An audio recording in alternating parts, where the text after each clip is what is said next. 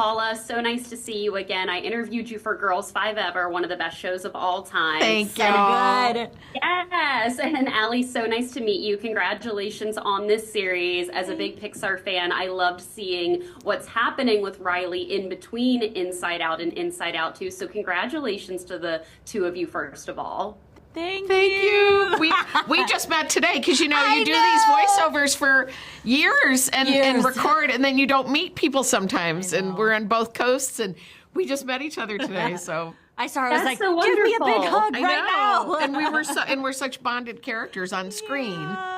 I loved Paula and Janelle and watching their relationship. And I love the idea of having this dream doctor, a team inside my head creating these dream hits as I'm a teenager. So Alli, what would have been a hit dream for you as a teenager? For me, going to the Backstreet Boys, Britney Spears, give me all the movie premieres all day, all that. I thought I was Christina Aguilera. Like, truly, I'd be in my room like, like singing Reflections, singing everything. So I think maybe me in a tour bus touring. Oh, that's so good. Sort of like a Girls Five Eva where I'm in a girl group, back in the 90s or early 2000s. That would have been my dream. So fun. I hate when it's so vivid, then you wake up and you're like... Yeah, right. You're like, oh no, I got to go to biology class. None of that happened. Yeah. Paula, what would have been your ultimate dream as a teen? My dreams ultimate dreams growing up were animal related because we always had dogs that were spayed. So I would dream that they had puppies, and I would dream that she's getting kind of fat. Cookie's getting fat, and then we'd be like, oh my God, she's pregnant. She's pregnant. Puppies. And then they would deliver the puppies, and I'd name them and everything, and then I'd wake up and she'd just be looking at me like nothing's ever coming out of here. Like this is not happening. Puppy dreams. I love that. I love looking at all of the Inside Out memes that I come across on social media. And recently I saw one, the Inside Out cast inside a gay guy's brain, and it's the cast of Wicked, which I think is absolutely hilarious. That's so good. Maybe I would have Buffy the Vampire Slayer, Elizabeth Bennet, probably Judy Garland in there. What would be your dream cast of characters? God, mine would be Golden Girls for sure. It would just be the four of them sitting, having an iced tea on the veranda, talking, and the grandma, I can never think of her name.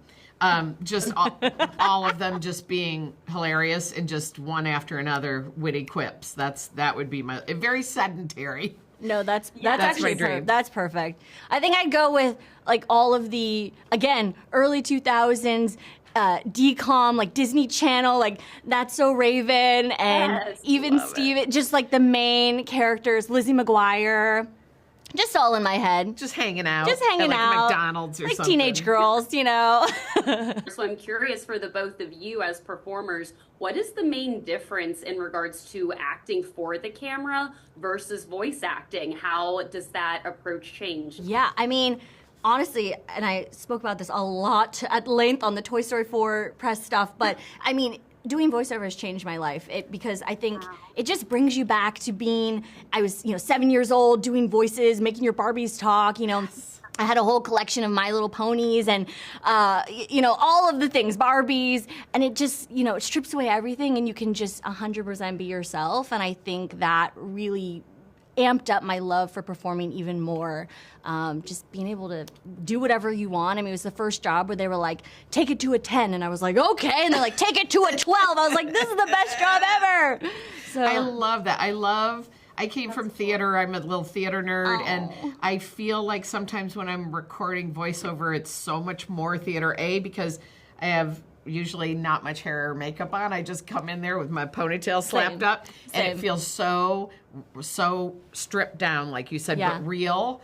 Yeah. And then there's time. There's actual time to, with Jacqueline and Mike. Yeah. It was they were so brilliant about sitting and really working the scenes with me where I felt like as an actor you can explore it and you really not in any kind of woo-woo way or method way, but really explore it. And then we'd find some tone where they're like, that's it. That's where then you're rolling and you feel so good. And I really love doing voiceover. I just think it does it does strip it down. And when you shoot a lot of multicam or mostly single cam stuff, and it's about so many other things sometimes that you really have to keep reminding yourself, I got to make sure the performance of this is great and not just trying to hit all these other technical aspects. Yeah.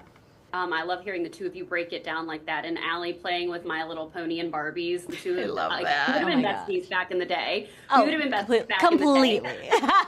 Yes. Well, last question for you. Like I said, my favorite part of the series was watching the relationship between your two characters because they're competing, but then of course they both grow as better people. How did working on this series kind of make your perspective of your career in acting any different now that you've stepped into the roles? Alli, I'll begin with you.